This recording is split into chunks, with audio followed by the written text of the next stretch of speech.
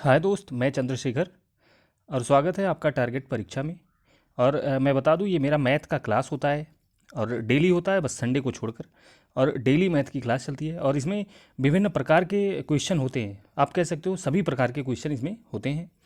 और ये आप अगर किसी भी परीक्षा की तैयारी कर रहे हैं, आप चाहे रेलवे की तैयारी कर रहे हो, आप चाहे आरआर एनटीपीसी की, चाहे आरआरबी वही रेलवे हुआ, और लेखपाल की आप तैयारी कर रहे हो, आप यूपी ट्रिपल एससी की किसी परीक्षा की तैयारी कर रहे हो, आप पुलिस की तैयारी कर रहे हैं, आप किसी भी स्टेट के एग्ज़ाम की तैयारी कर रहे हैं, तो सब में सहायक है ये आपके। ठीक है। और इसमें मैं वही क्वेश्चन डालता हूँ जो पेपर में आए हुए हैं, या फिर उनकी आने की कितनी संभावना है। अगर आप अपना मैथ मजबूत करना चाहते हैं तो इसे आप देखो। और इसको देखने के साथ साथ आप इसको लाइक करो और लोगों को जोड़ो। ठीक है। और इसमें जुड़ो खुद और सबको जोड़ो। ठीक है। ताकि आपके लिए एक बेहतर क्लास हो सके। कह रहा है कि 20 प्रेक्षणों का माध्य 19 है। मतलब 20 संख्या है और जिनका माध्यिका मतलब माध्य क्या है, जिनका औसत 19 है। ठीक है। और एक प्रेक्षण शामिल कर लिया जाता है तो नया माध्य 20 हो जाता है। अगर एक और संख्या ऐड कर ली जाती है, मतलब 21 संख्या हो जाती है जब, तब इनका औसत 20 हो जाता है। ठीक है। तो बोल रहा है 21वां जो प्रेक्षण है वो कितना है। पहले हम ये निकाल लेते हैं, जब हमारे पास 20 संख्या थी और उनका औसत 19 था, तो हम ये निकाल सकते हैं उनका टोटल योग कितना था। तो निकाल सकते हैं। और ये कैसे होगा, 38 मतलब 380। मतलब 20 का गुणे हम 19 से करेंगे तो कितना आएगा, 380 आएगा। मतलब जब 20 संख्या थी और उनका औसत 19 था तो उनका टोटल योग था 380। अब जब 21 संख्या है और उनका औसत 20 है तो उनका टोटल योग कितना है, उनका टोटल योग है 420। ठीक है। अब देखो, जब 20 संख्या थी तो उनका योग 380 था। अब 21 संख्या है तो उनका योग 420 है।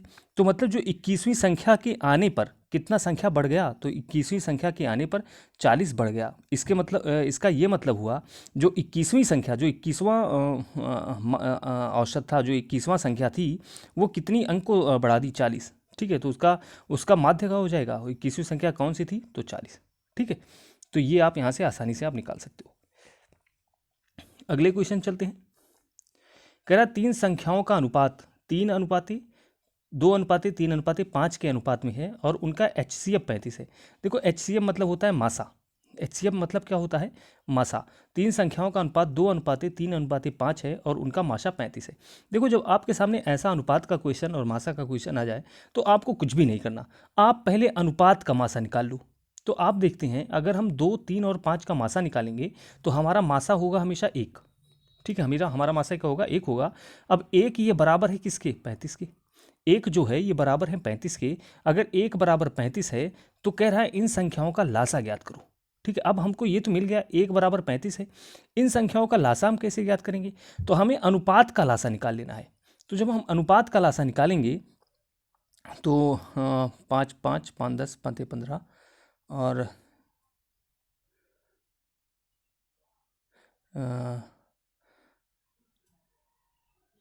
2 3 5 का लासा क्या होगा, तो 5 3 15 15 30, तो लासा क्या होगा, 30।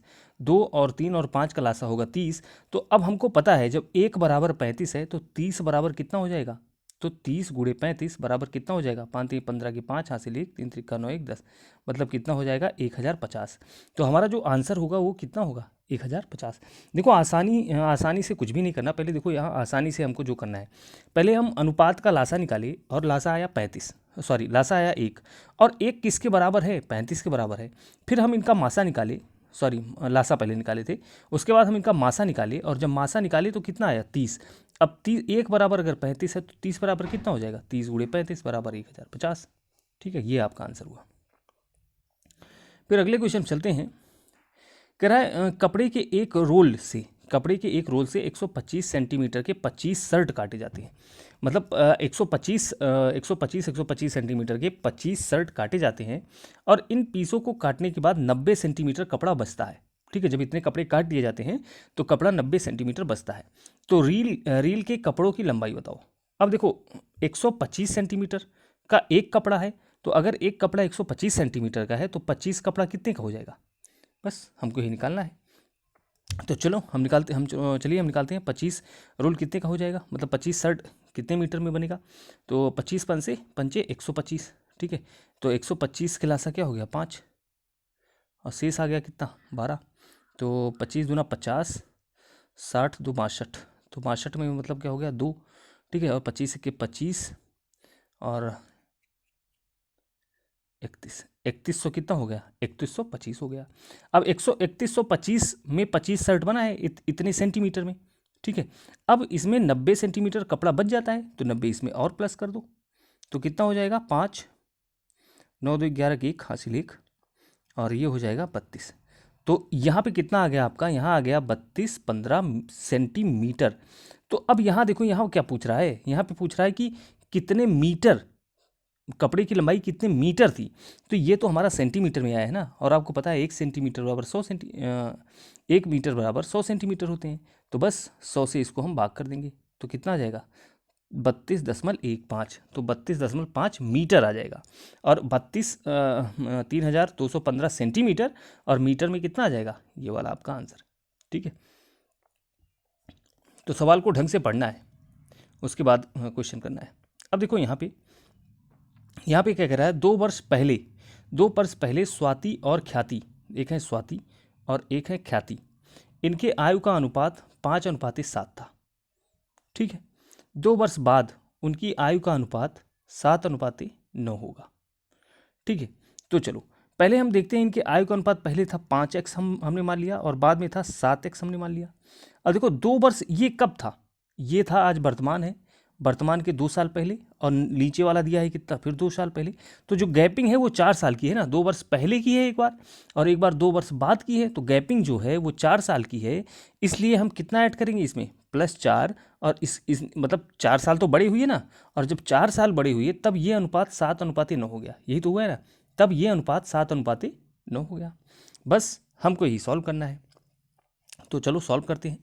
अब यहाँ से हमको देखना है क्या यहाँ पे आ जाता है हमारा, तो तिरछा गुणा करेंगे, तो जब तिरछा गुणा करेंगे तो यहाँ पे हमारा क्या आ जाएगा, अब देखो 9 पचे 45x प्लस 9 चौक 36, ठीक है, बराबर 7 सता 49x प्लस 7 चौक 28। अब यहाँ से जब हम निकालेंगे तो हमारा आ जाएगा कितना, 4x बराबर कितना आ जाएगा, 4x बराबर 28, और 28 में से 36 माइनस करोगे कितना आ जाएगा, तो 8, 4x बराबर 8, x बराबर क्या आ जाएगा 2। अब हमारा x बराबर हमको क्या मिल गया, हमको x बराबर 2 मिल गया। तो बस अब हमको किस पे रखना है, हमको इस पे रख देना है। लेकिन हमसे वर्तमान आयु पूछा है, हमसे क्या पूछा है, वर्तमान आयु। अगर हम इस पे रखेंगे तो हमें तो 2 साल पहले की उम्र मिल रही है ना, 2 साल पहले की उम्र मिल रही है। वर्तमान करने के लिए हमको क्या 2 ऐड करने होंगे। चलो इस कहाँ गया क्वेश्चन, किसका पूछा है, तो ख्याति का पूछा है, मतलब ख्याति इनका वाला पूछा है। तो 7 दूनाई 14, और 14 में जो 2 प्लस करेंगे तो कितना हो जाएगा 16। तो ख्याति की उम्र कितना है 16। अच्छा हम 2 प्लस क्यों करी, हमने प्लस 2 इसलिए किया है कि यहाँ पे आप समझो, देखो 2 वर्ष पहले था ना, आयु का अनुपात ये था ना, तो इस टाइम आयु का अनुपात क्या है, इस टाइम आयु का अनुपात तो 2 साल बाद वाला होगा, इसलिए मैंने 2 प्लस किया है, ठीक है। तो आपका आंसर क्या हो जाएगा ए। अगले क्वेश्चन चलते हैं, कह रहा है राधा की वर्तमान आयु, कह रही है राधा की वर्तमान आयु 12 वर्ष पहले की आयु की 2 से 3 कम थी। अगर हम मान लिए कि 12 वर्ष पहले, अगर ये वर्तमान है, वर्तमान के 12 वर्ष ऊपर चले आओ, 12 वर्ष पहले उनकी आयु एक्स वर्ष थी, ठीक है, राधा की। अब कह रहा है उनकी आयु 12 वर्ष पहले की आयु उसकी आयु के दुगने से 3 कम थी, उसके आयु के दुगने से -3 कम है। अब हमको पता है इनकी जो गैपिंग है ये बराबर 12 ही तो है, इनकी गैपिंग कितने के बराबर है, 12 के बराबर है। मतलब पहले एज क्या थी, पहले एज x थी, अब एज क्या है x, 2x -3 है। तो ये जो इनके बीच की गैपिंग है वो 12 ही की तो गैपिंग है, 12 वर्ष की। तो बस हम इसको कर लेते हैं 2x -3 से हम माइनस कर लेते हैं x को, और बराबर कितना है 12। तो ये हम सॉल्व करते हैं। अब जब हम ये सॉल्व करेंगे तो हमारा x बराबर कितना आ जाएगा 15, x बराबर यहाँ से 15 आ गया। बस इसके पहली उम्र क्या थी, x वर्ष थी। अब क्या पूछा है, देखो आगे हम पढ़ते हैं पूछा क्या है, राज की वर्तमान आयु और राधा की वर्तमान आयु के बीच अनुपात बताओ। अच्छा अनुपात 4:9 है, ठीक है, कोई बात नहीं। अगर अब x बराबर हमारा 15 आ गया, तो अब हमको वर्तमान एज हमको निकालना है, तो वर्तमान एज कितना हो जाएगा, इसमें 12 हम ऐड कर देंगे। 12 अगर हम ऐड कर देंगे तभी तो हमको वर्तमान उम्र मिलेगी। तो कितना मिल गई हमको, 20, 5, 25, 26, 27। मतलब आप कह सकते हो अब जो इनकी वर्तमान उम्र है 27 वर्ष है। किसकी, राधा की। राधा की उम्र अब 27 वर्ष है। अब कह रहा है क्रमशः, देखो राज की आयु, यहाँ राज है और यहाँ राधा है, इनकी आयु का अनुपात 4:9 है। तो हमको पता है कि अगर इनकी वर्तमान आयु 9 है, 27 है, और अनुपात में कितना है, 9 है, तो मतलब 9 बराबर 27। 9 बराबर क्या है, 9 बराबर 27 है, बस यहाँ से काट लो। 9 इक्के 9, 9 तिरिक 27। 5 वर्ष बाद राज की आयु पूछा है, तो 4×3 12 वर्ष वर्तमान है, 5 वर्ष बाद उनकी आयु कितना हो जाएगा, बराबर 17 वर्ष। क्वेश्चन थोड़ा सा हार्ड है, थोड़ा सा आपको समझना पड़ेगा, लेकिन कठिन नहीं कह सकते। ठीक है, चलो अगले क्वेश्चन चलते हैं। अब यहाँ देखो, कह रहा है एक परीक्षा के लिए 10 छात्र चुने गए, 3 छात्र 20 वर्ष के आयु के थे। देखो अगर 3 छात्र 20 वर्ष के आयु के थे, तो तीनों छात्र का औसत कितना हो जाएगा, तीनों छात्र का टोटल उम्र हो जाएगा 60 वर्ष। आसानी से कह सकते हो आप। 4 छात्र 21 वर्ष के थे, तो अगर 4 छात्र 21 वर्ष के उनकी औसत थी, तो उनकी टोटल एज कितनी हो जाएगी, 4 इक्के 4, 4 दूना 8, 84 वर्ष। ठीक है, चलो अब 3 छात्र 22 वर्ष की आयु के थे। अब 3 छात्र अगर 22 वर्ष की आयु के थे, तो इनकी टोटल आयु कितनी हो जाएगी, 66 वर्ष। बस अब ये हमको क्या करना है, ऐड कर लेना है। चलो ऐड करते हैं। 6 4 10 के 0 हासिल 1, और छक्का 6 चतुर्नी 12 छत्तीस 18 19 20 21, कितना आ गया, 210। अब 210 आ गया। ठीक है, कितने बच्चे थे, 10 छात्र थे, तो 210 छात्र थे, सॉरी 210 टोटल उम्र है, कितने छात्रों का, 10 छात्रों का। तो इनकी औसत समूह पूछा है, तो औसत कितना हो जाएगा, 21 वर्ष। अगर टोटल औसत निकाला जाएगा तो कितना आएगा, 21 वर्ष आ जाएगा। ठीक है, पहले हम क्या किए, पहले हम उनकी टोटल एज निकाले, टोटल एज आ गई 210। उसके बाद हम औसत हमसे पूछा है, तो जितने छात्र हैं उनसे तो भाग होता है, तो जब भाग कर दिए तो कितना आ गया, 21 वर्ष। ठीक है, आगे चलते हैं। कह रहा है राधा की वर्तमान आयु, ये तो क्वेश्चन हो गया, ये दोबारा आ गया, ये क्वेश्चन हो गया है। अब ये वाला देखो, कह रहा है कि एक व्यापारी ने एक साइकिल को 10% हानि पर बेची। अगर 10% हानि पर बेची तो मतलब 90 में बेची। ठीक है, यदि बिक्री मूल्य पर 200 रुपया बढ़ा दिया जाए, तो उसे 6% का लाभ हो। 6% का लाभ मतलब कितना होता है, 106 होता है, 106 होता है। कब, जब 200 रुपया बढ़ाया गया। जब 200 रुपया बढ़ाया गया तो कितना हो गया, 90 से 106 हो गया, 90 से 106 हो गया। इनका गैपिंग हम निकाल लेते हैं, कितना है, तो इनका गैपिंग है 16। तो आप कह सकते हो 200/16 × 100। बस यही हमको सॉल्व करना है। ठीक है, यही क्या हमको सॉल्व करना है। चलो इसे हम सॉल्व कर लेते हैं। 4 चौक 16, 4 पंचे 20, 4 इक्के 4, 4 25, 25 पंचे 125, मतलब 1250। तो यहाँ पे आपका आंसर क्या आ गया, 1250। ठीक है, क्यों, क्योंकि 90 से 106 हुआ, तो कितने रुपए बढ़े, जब प्रतिशत में इतना बढ़ा तो रुपए में 200 बढ़ गया। अब जो 200 बढ़ा तो इतना हो गया। ठीक है, तो आप इसे आसानी से कर सकते हो। राम की आयु श्याम की आयु से दुगनी है। ठीक है, तो यहाँ हम देखते हैं, राम की आयु श्याम की आयु से दुगनी है, तो मतलब यहाँ लिख देते हैं राम, यहाँ लिख देते हैं श्याम। ठीक है, तो और यहाँ लिख देते हैं सुरेश। ठीक है, ये हो जाएगा। अब कह रहा है राम की आयु श्याम की आयु से दुगनी है, तो राम की आयु मैंने मान ली x, राम की आयु श्याम की आयु से दुगनी है, मतलब श्याम की आयु हमने मान ली x, तो राम की आयु कितनी हो जाएगी, 2x, दुगनी है। ठीक है भैया, आयु से अब कह रही है सुरेश की आयु से आधी है, और सुरेश की आयु की आधी है किसकी, राम की, तो इनकी कितनी हो जाएगी, 4x, तभी तो इनकी आधी होगी। बस अब कह रहा है यदि उनकी आयु का योग 70 वर्ष है, तो चलो हम निकाल लेते हैं इस अनुपात में उनका योग कितना है। तो 4 2 6 7x, तो आप कह सकते हो 7x बराबर है 70 के, तो x बराबर क्या है, x बराबर है 10। अगर x बराबर 10 है तो राम की वर्तमान आयु बता सकते हैं, बिल्कुल बता सकते हैं, यही तो है राम, तो 10 दूनाई 20 वर्ष। ठीक है, ये आपका आंसर है। चलो अगले क्वेश्चन चलते हैं।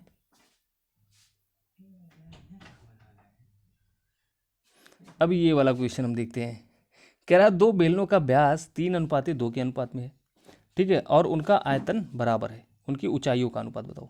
देखो बेलन का क्या होता है, बेलन का आयतन का सूत्र क्या होता है, तो बेलन के आयतन का सूत्र होता है पाई r² h, यही तो होता है बेलन के आयतन का सूत्र। तो बस इसी पे हमको रखना है, दो बेलन बनाना है। चलो अब पाई पाई पाई तो दोनों में कट जाएगा, ठीक है, पाई दोनों में कट जाएगा। r² बराबर कितना, जो व्यास का अनुपात होता है वही त्रिज्या का भी अनुपात होता है, ठीक है। अब r² बराबर कितना हो जाएगा 9, और यहाँ कितना हो गया 4। h दोनों का बराबर है तो हम गुणे क्या कर देंगे h, उनकी ऊंचाई का अनुपात, अच्छा ऊंचाई का अनुपात पूछा है तो हम गुणे क्या कर देंगे h। अब यही अनुपात हमको निकालना है, तो ये अनुपात क्या होगा, ये आपका अनुपात हो जाएगा 4:9, ठीक है, 4:9 ये आपका अनुपात हो जाएगा ऊंचाई का, और आपका डी वाला क्या हो जाएगा आंसर। अब ये वाला सवाल देख लो, कह रहा है ए और बी मिलकर किसी काम को 9 दिन में पूरा करते हैं। तो देखो ए और बी कितने दिन में कर रहे हैं, 9 दिन में, और ए और बी यहाँ पे हम लिख लेते हैं। कह रहा है यदि ए उस काम को बी से उस निर्धारित समय में बी से तिगुना काम कर लेता है, ठीक है, बी से तिगुना काम कर लेता है, मतलब उसकी क्षमता कितनी है, उसकी क्षमता 3 गुनी है। अगर बी की क्षमता 1 है तो ए की क्षमता क्या है 3, और 4 दोनों की क्षमता क्या हो जाएगी 4, दोनों की क्षमता 4 तो ही होगी। तो बस हमारा जो काम होता है ये क्या होता है, समय और गुणे क्षमता, 9 चौक 36, टोटल काम जो है कितना है 36 है। अब पूछ रहा है ए अकेला कितने दिन में काम कर देगा। अब देखो यहाँ पे ए अकेला कितने दिन में कर देगा, तो ए की क्षमता कितनी है 3, तो हम टोटल काम को 3 से भाग करेंगे तो कितना आ जाएगा 12, तो ए उस काम को 12 दिन में समाप्त कर देगा। तो आपका आंसर क्या हो जाएगा डी, ठीक है। हमेशा जो गुणा होता है वो समय और क्षमता का गुणा होता है, ठीक है, 9 चौक 36, 12 तिहाई 36, ठीक है, और ये कितने दिन में, बी कितने दिन में करेगा 36 दिन में, तो 36 इक्के 36, और यहाँ जो लासा होता है ये टोटल काम होता है।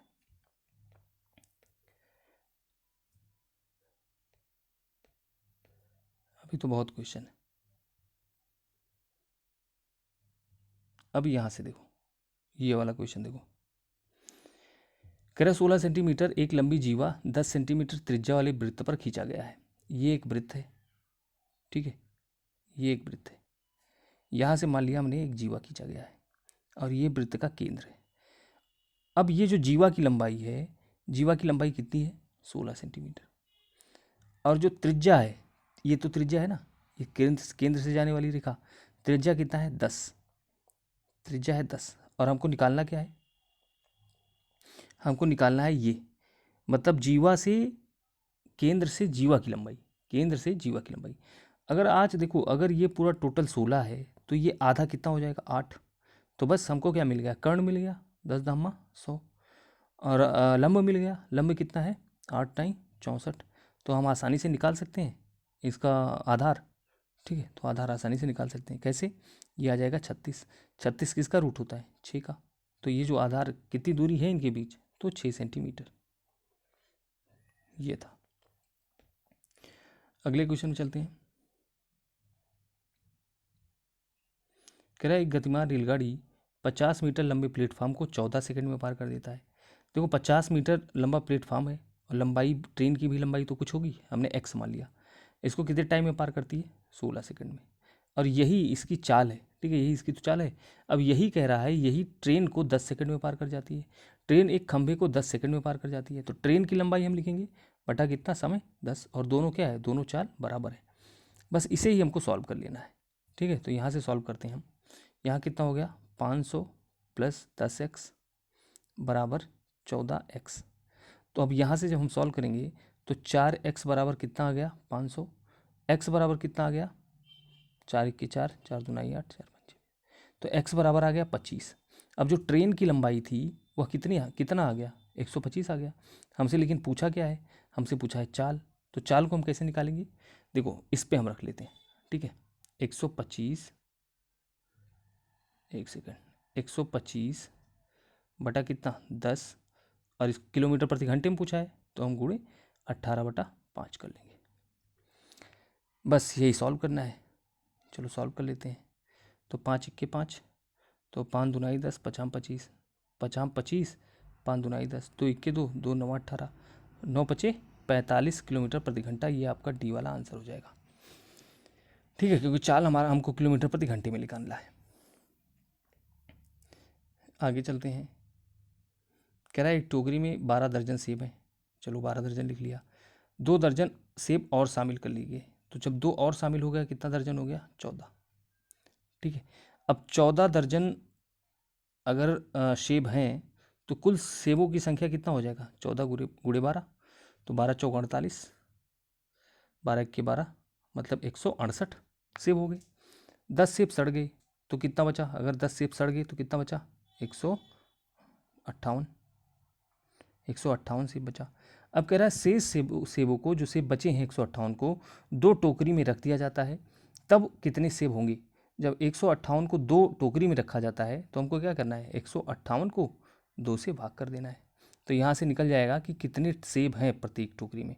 तो 2 7 14, 2 9 18, 79, मतलब 79 सेब एक टोकरी में होंगे। ये आसान था, बस थोड़ा सा दिमाग लगाना है।